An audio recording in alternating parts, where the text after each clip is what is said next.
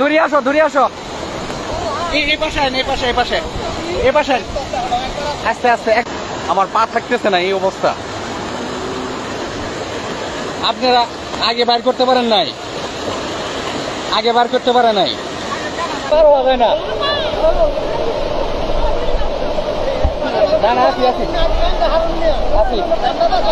সবাই দোয়া করবেন, আমরা বন্যা তো ভাই করবি ভাই, সবাই আমাকে থেকে আগে আসেন ভাই, সবাই আমাকে থেকে আগে আসেন, আমাকে সহায়তা করেন ভাই।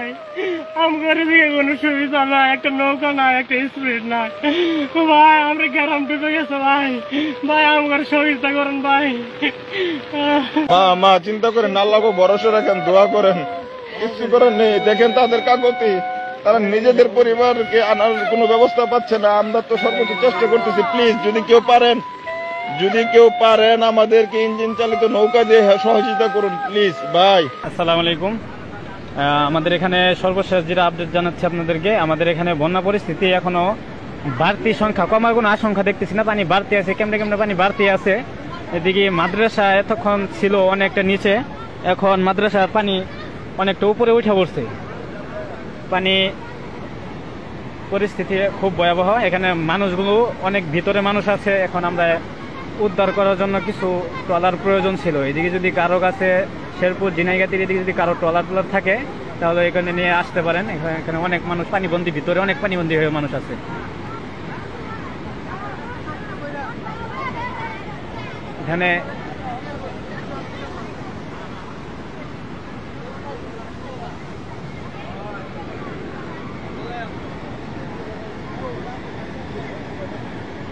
এখানে মেন রোডের পানি উঠে পড়ছে, প্রায় একটু অল্প আছে তাই মেন রোডের পানি।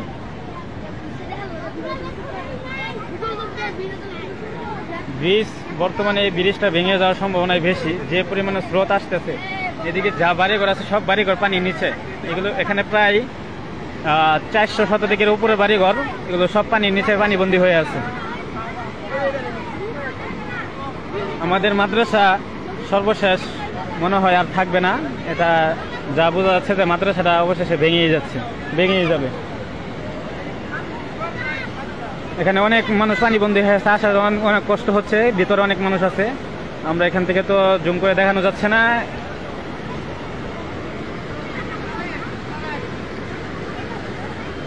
যতটুকু পারি এটাই হয়তো শেষ আপডেট ভিডিও। পানি বাড়তি আছে, কেমনে পানি বাড়তেই চলছে, পানি কমতেছে না, পানি বাড়তেই চলছে। এতক্ষণ পানি অনেক নিচে ছিল, এখন যতটুকু শোনা যাচ্ছে যে ভারত থেকে পানি ছেড়ে দিয়েছে। ভারত এখান থেকে বেশি দূর না, ভারত অল্প কিছু, মাত্র 2 থেকে 2.5 কিলো রাস্তা এখান থেকে ভারত, একবারে মেন সীমানা।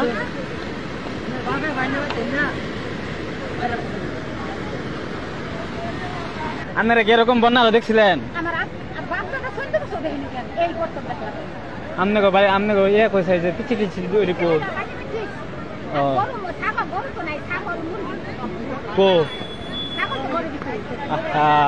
এই তো এটা মেরে যাবো, ছাগলগুলো তো মারা যাবে।